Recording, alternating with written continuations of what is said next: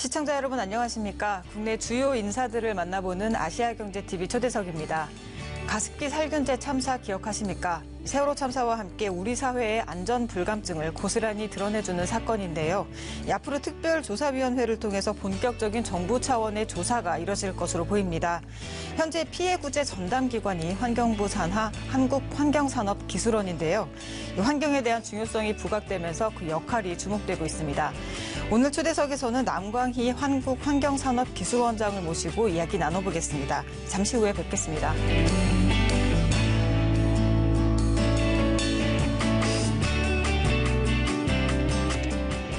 네, 남광희 한국환경산업기술원장 나오셨습니다. 네, 안녕하세요. 안녕하세요. 네, 먼저 시청자 여러분께 인사 한마디 부탁드립니다. 예, 시청자 여러분 안녕하십니까? 저희 한국환경산업기술원은 환경을 지키면서도 경제 발전에도 기여하는 한마디로 지속가능 발전의 가치를 실현하는 기관입니다. 환경부 산하 준정부 기관인데요. 환경정책 수립을 지원하는 기관이라 하겠습니다. 조금 더 구체적으로 저희 기술원의 임무를 설명드리고자 합니다. 크게 4가지 기능을 하고 있습니다. 첫 번째로 환경정책의 기본이 되는 환경기술 개발을 지원하고요. 그리고 개발된 기술을 또 인정해주는 그런 기능도 하고 있습니다. 두 번째로는 우수한 환경기업에 대해서 지원하는, 그래서 환경산업을 육성하는 그런 역할도 하고 있습니다. 세 번째로는 환경마크와 같은 그런 좋은 우수한 제품에 대해서 인정을 해서 우리 국민들의 친환경 생활을 촉진하는 그런 역할도 하고 있고요. 끝으로 최근에는 이제 가습기 피해자 지원 같은 환경 오염 피해자에 대해서 지원하는 그런 역할을 하고 있습니다. 그래서 저희들은 국민 모두가 건강한 환경에서 행복하게 살 수 있도록 하는 그런 역할을 하고 있습니다. 네, 최근 이 재활용품 사태와 미세먼지, 가습기 살균제 참사까지 환경 문제의 중요성을 좀 체감할 수 있는 이런 사건들이 계속 이어지고 있습니다. 이런 환경 문제의 심각성에 대해서 좀 어떻게 보고 계십니까? 한마디로 아주 심각하다고 생각하고 있습니다. 최근에 나타난 가습기 살균제 사건, 그다음 미세먼지, 플라스틱 문제와 같이 최근에 나타난 환경 문제는 이제 불편하다는 정도를 넘어서서 도저히 이 나라에서는 못 살겠다, 이민을 가야겠다, 그런 이야기가 나올 정도로 생존의 문제로까지 심각하게 대두되고 있다고 생각합니다. 한마디로 우리의 삶을 현저히 좌우하고 또 우리 건강과 생명까지 위협하는 중요한 사회 문제가 되고 있다고 보고 있습니다. 네, 이런 상황들이 좀 환경 기술이나 이런 것들을 개발할 때에도 좀 영향을 미칠 수 있을 것 같은데요. 환경 기술 개발은 좀 어떤 점에 주력을 해야 된다고 보십니까? 저는 환경 기술 개발이 누구를 위한 기술 개발인지 무엇을 위한 기술 개발인지 생각해야 된다고 생각합니다. 우리가 갖고 있는, 우리가 맞이하고 있는 가습기 살균제 피해자 문제 또는 미세먼지 문제, 폐플라스틱 재활용 문제, 이런 우리 현안을 해결하지 않는 환경기술은 아무 소용이 없다고 생각합니다. 따라서 우리 환경기술은 이러한 현안들을 해결하는데 반드시 기여하는, 그래서 우리나라의 환경 문제를 해결하는 그런 기술이 되어야 한다고 생각합니다. 우리 환경산업기술원은 이러한 기술 개발을 위해서 적극적인 노력을 하고 있습니다. 좀 예를 들어서 몇 가지 미세문제나 뭐 그런 기술 같은 거에 대해서 조금 더 자세한 설명을 해주실 수 있을까요? 예, 대표적으로 지금 미세먼지에 관련된 기술을 개발하고 있는데요. 미세먼지 발생원이 여러 가지가 있는데 타이어가 그중에 중요한 이제 발생원이라고 할 수 있습니다. 그래서 마모가 적게 되는 그런 타이어를 개발하고 있고, 또 경유차가 또 미세먼지 주범인데요.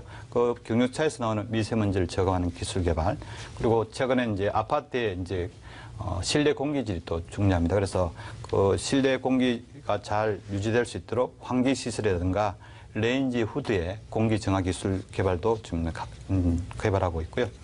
최근에는 이제 4차 산업혁명 기술을 이런 환경 기술에 접목하는 것도 시도하고 있습니다.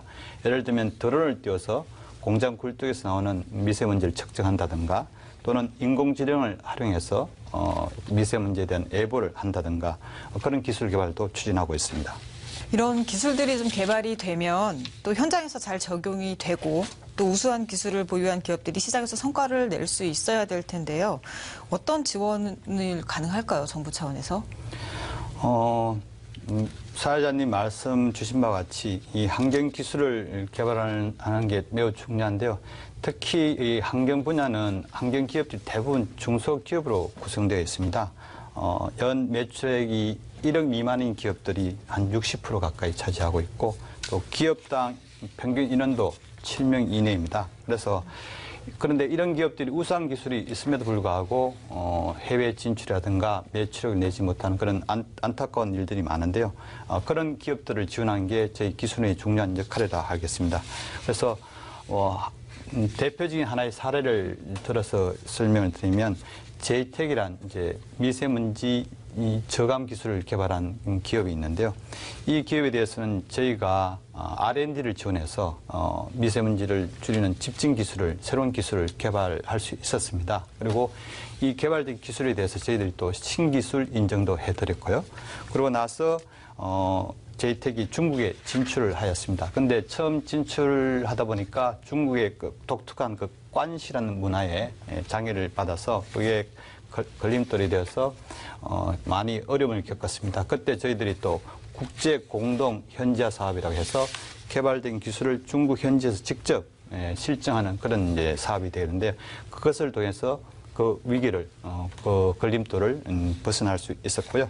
결국에는 이제 2015년부터 저희 한국 정부가 중국 정부와 같이 중국의 미세먼지를 줄이는 한중 미세먼지 실증 사업이라는 걸 하고 있습니다. 주로 미세먼지가 석탄 발전소라든가 제철소에서 나오는데요. 그게 우리 기업들이 진출해서 집진 설비를 설치해서 미세먼지를 줄이고 그러면 중국의 미세먼지를 줄임으로 인해서 또 우리나라의 미세먼지를 줄이는 효과를 볼 수 있고 그리고 또 우리 기업은 그런 투자를 통해서 돈을 버는 그래서 일석이조의 효과를 거둔 사례가 있습니다. 네, 현재 말씀하신 대로 좀 글로벌 환경 시장에서 우리나라의 환경 산업의 위치가 어느 정도 되는지가 좀 궁금한데요. 그리고 이제 정부 차원에서 이런 글로벌 시장 개척을 위한 지원 방안 어떤 게 있는지 좀 설명 부탁드립니다. 예. 세계 환경 시장의 규모는 지금 반도체 시장이 한 4천억 달러라고 이야기하는데 그거의 2배가 될 정도로 한 1조 달러에 달할 정도로 아주 큰 시장입니다. 그리고 앞으로 또 이 국제적으로 환경 규제가 계속 강화될 전망인데요. 그러면 이제 환경 시장 규모가 더 크게 되겠죠. 특별히 또 아시아라든가 또 아프리카 같은 신흥 시장의 어떤 환경 시장의 발전이 크게 증가될 것으로 보입니다. 연간 한 7% 이상 성장될 것으로 그렇게 예상되고 있는데요. 그런데 우리나라의 지금 현주수를 보면 시장 점유율이 1%에도 못 미치는 그런 상황입니다. 그리고 또 우리 국내 시장을 보면 지금 상하수도 보급률이 거의 90%에 육박해서 우리 국내 시장 거의 포화 상태라고 할 수 있습니다. 그래서 우리 기업들은 어쩔 수 없이 해외로 진출할 수밖에 없는 그런 상황입니다. 그런데 앞에서 말씀드린 바와 같이 이제 우리 주로 환경 기업들이 대부분 중소기업이기 때문에 해외 진출하는데 여러 가지 애로가 많습니다. 그래서 근데 이런 애로를 타개하기 위해서는 정부의 지원도 중요한데 또 우리 대기업들이 뭐 네트워크라든가 여러 가지 또 자금이라든가 좋은 조건을 가지고 있습니다. 그래서 저희 기술원 입장에서는 대기업과 중소기업이 같이 힘을 합치고 또 정부가 지원한 그 삼각 협력 이런 것을 통해서 해외 시장 진출을 노려보자 합니다. 지금 대기업과 중소기업 정부의 삼각 협력을 말씀하셨는데 좀 구체적인 사례를 좀 말씀해 주실 수 있을까요? 예.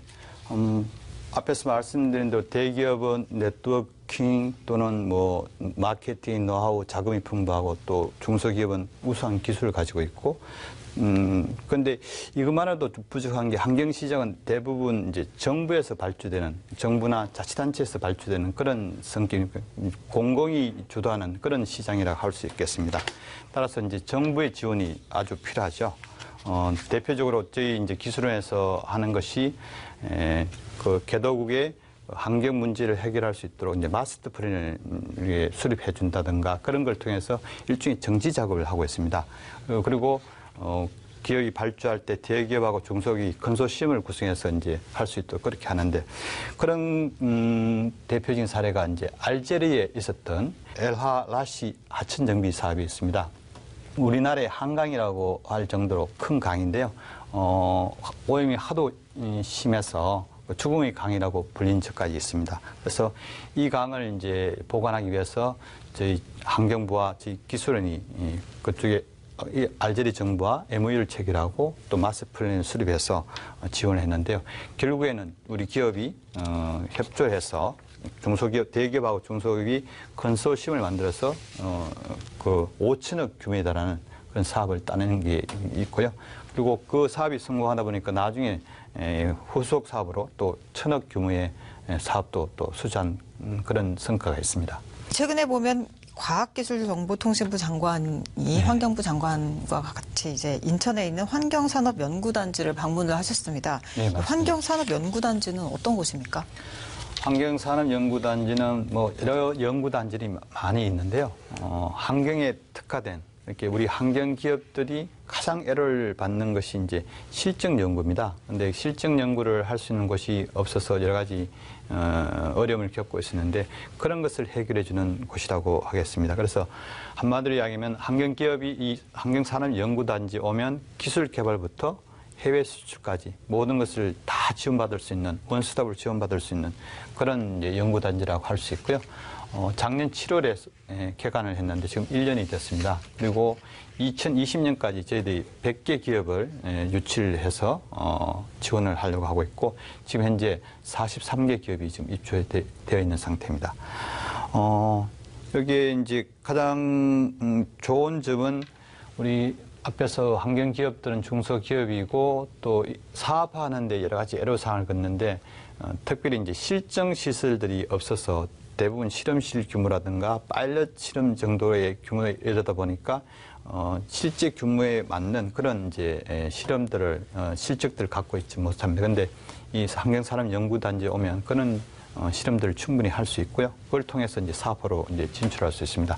보통 이제 환경시장에서는 환경기업이 진출에 있어서는 이제 데스밸리라고 죽음의 계곡이라는 이야기를 많이 합니다. 그래서 실정이 잘 안 돼서 사업으로 잘 되지 않는 그런 것들을 이제 데스밸리, 죽음의 계곡이라는데 저희 환경산업연구단지가 그런 죽음의 계곡을 극복할 수 있도록 지원을 하고 있습니다. 환경 보건 안전에 대한 사회적 관심이 굉장히 높습니다. 이 환경 피해 구제 업무, 가습기 살균제 참사처럼 이 업무를 전담을 하고 계신데 주요 지원 사업 가습기 살균제 이외에 어떤 게 있는지 설명 좀 부탁드립니다. 예, 가습기 살균제 피해자에 대해서는 사실은 그 피해자에 대한 제대로 된 배상이 사실 가장 중요합니다. 그래서 그런데 그 중에서 특별히 또 지원을 제대로 받지 못하는 분들을 위해서 저희들이 이제 노력을 하고 있는데요. 저희 기술에 1,250억 규모의 가습기 특별 구제 계정이라는 게 있습니다. 이 계정을 통해서 지금 피해자에서 긴급하게 의료 지원이 필요한 분들 지원하고 있고 또 건강 피해로 인정되지 못했지만 그래도 분명히 이제 피해자라고 볼 수 있는 분들 그런 분들도 지원을 하고 있습니다. 그리고 고위험군, 특별히 이제 피해가 심한 그런 분들에 대해서는 이제 심리 상담도 해드리고 있고, 최근에는 그 피해자뿐만이 아니고 피해자 가족분들 다 같이 이제 어려움을 겪고 있기 때문에 그분들의 어떤 정신적인 치료 이런 것들을 위해서 힐링 캠프도 실시하고 있습니다. 그리고 또 최근에는 저희들 이제 한국공단에서 하고 있던 이제 성면 피해 구제 업무도 저희들이 인수를 받아서 같이 그 업무도 하고 있습니다. 가습기 살균제 참사를 계기로 좀 기업에 대한 이런 사회적 인식도 좀 변화가 있는 것 같습니다. 예. 환경과 기업의 바람직한 관계 어떻게 보십니까? 보통 기업들에 대해서 이야기하자면 기업의 인격은 숫자다. 이런 이야기가 있습니다. 무슨 말인가 하면 결국은 이익을 극대화하는 것이 기업의 존재 이유가 아니냐 그렇게 이야기하는데 저는 개인적으로 그건 과거의 이야기다. 현재는 기업이 이익도 극대화해야 되지만 사회의 책임도 준수해야지만 기업이 생존할 수 있다. 그렇게 생각합니다. 그래서 그중에 사회적 책임의 가장 중요한 부분이 또 환경, 건강이라고 생각합니다. 그래서 최근에는 이제 기업 스스로 사회적 책임을 지키기 위해서 여러 가지 노력들을 하고 있는데요. 환경 문제도 마찬가지로 가습기 피해자에 대한 지원 업무와 같이 좀 더 적극적으로 피해에 대해서 인정을 하고 또 피해자들을 위해서 피해자의 입장에서 지원하는 그런 것들이 필요하지 않나 생각을 합니다. 요즘에 또 일자리 창출이 중요한 화두입니다. 예, 예. 환경산업기술원의 환경 일자리 창출을 위한 뭐 프로그램이나 지원 사업 같은 게 있습니까? 예, 저희들도 지금 현 정부의 가장 역점 사업이 일자리 창출이다 보니까 저희들도 할 수 있는 범위 내에서는 최대한 하고 있습니다. 그래서 근데 숫자는 그렇게 크지 않지만 2022년까지 5천 개의 환경 일자리를 창출하려고 지금 하고 있습니다. 그런 목표를 세우고 있는데 크게 세 가지 종류의 이제 일자리 사업을 하고 있는데요. 먼저 이제 환경 기업을 지원하면서 일자리를 창출하고자 합니다.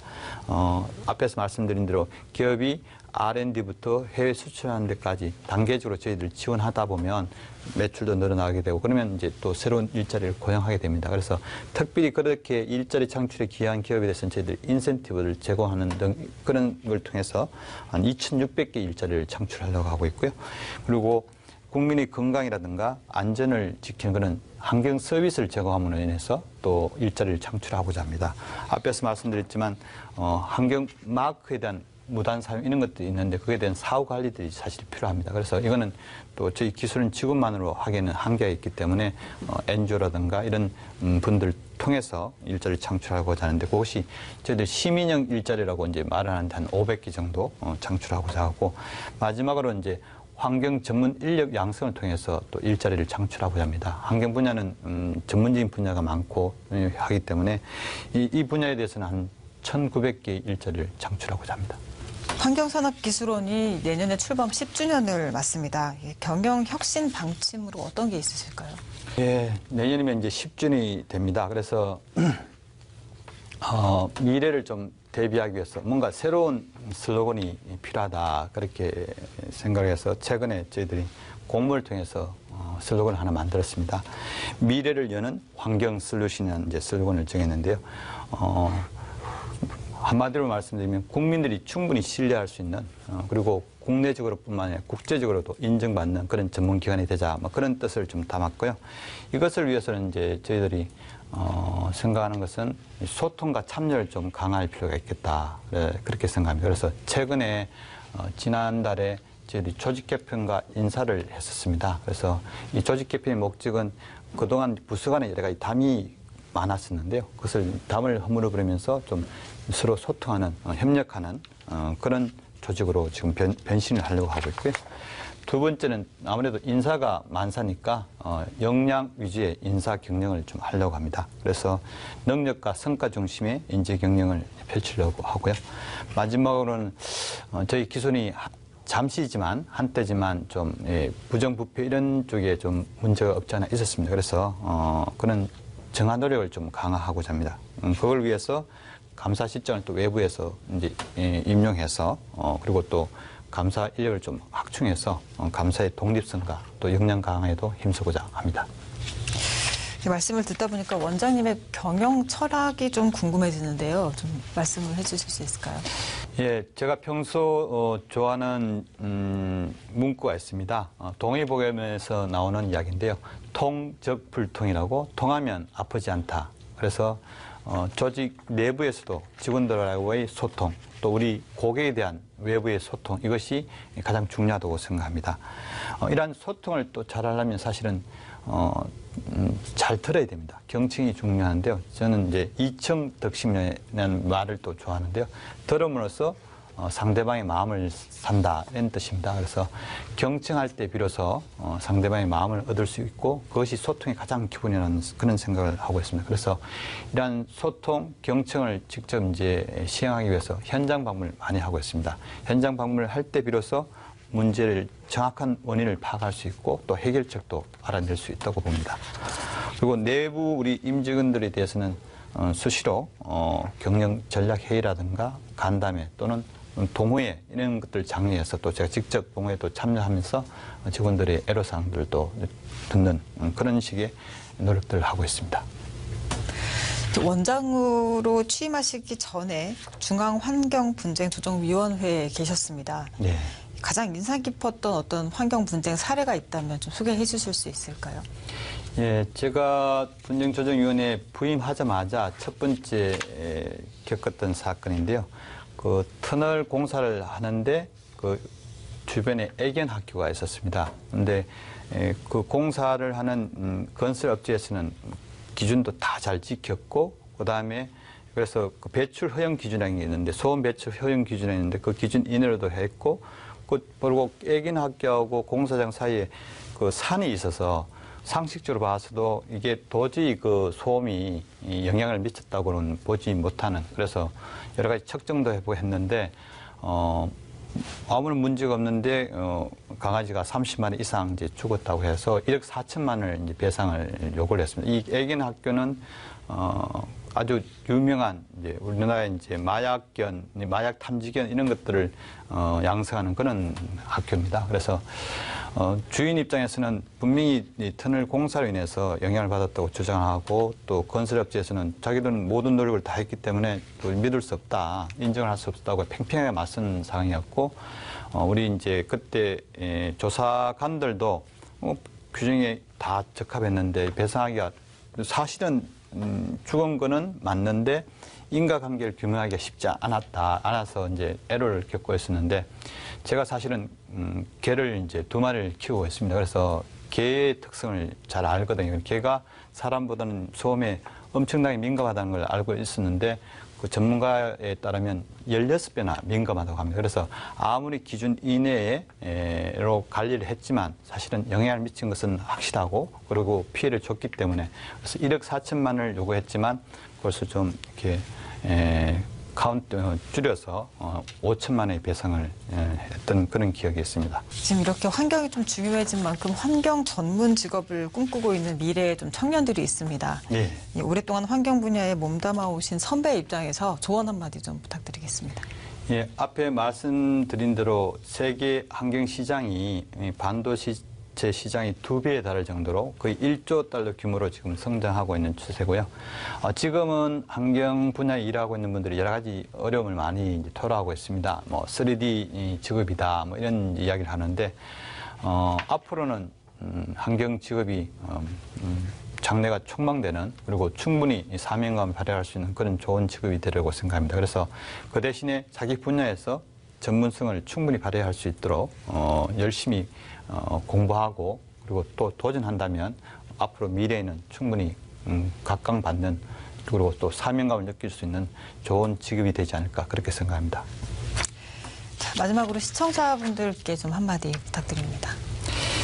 예, 환경 문제는 사실은 뭐 정부 혼자의 힘으로 이렇게 해결하기는 여러 가지 어려움이 있습니다. 최근 미세먼지 문제에서 보시다시피 이 미세먼지 문제 해결을 위해서는 기업도 같이 동참해야 되고, 또 우리 국민들이 함께 해야 됩니다. 그리고 이 또 미세먼지는 잘 아시다시피 중국의 협조가 없이는 또 해결이 되기가 어렵습니다. 그래서 환경 문제는 사실은 한 지역, 한 국가의 문제를 넘어서 이미 지구촌 전체의 이제 문제가 되고 있습니다.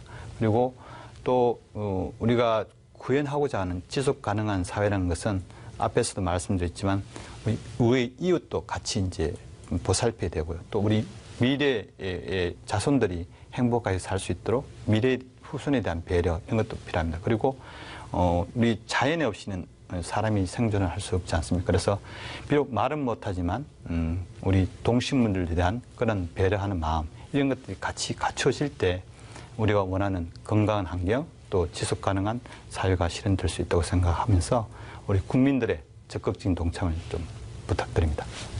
네, 경제와 환경 보존, 그동안 상충할 수 없는 가치로 여겨지면서 상대적으로 환경이 도외시되어 왔고, 결국 미세먼지와 4대강, 가습기 살균제와 같은 돌이키기 어려운 상황들을 맞았습니다. 지금이라도 정부와 기업, 사회가 이 환경을 지켜야 한다는 기본 의식을 바탕으로 정책이나 경제 활동을 이어가야 하지 않을까 싶습니다. 아시아경제TV 초대석 이번 시간은 여기까지입니다. 시청해주신 여러분 고맙습니다.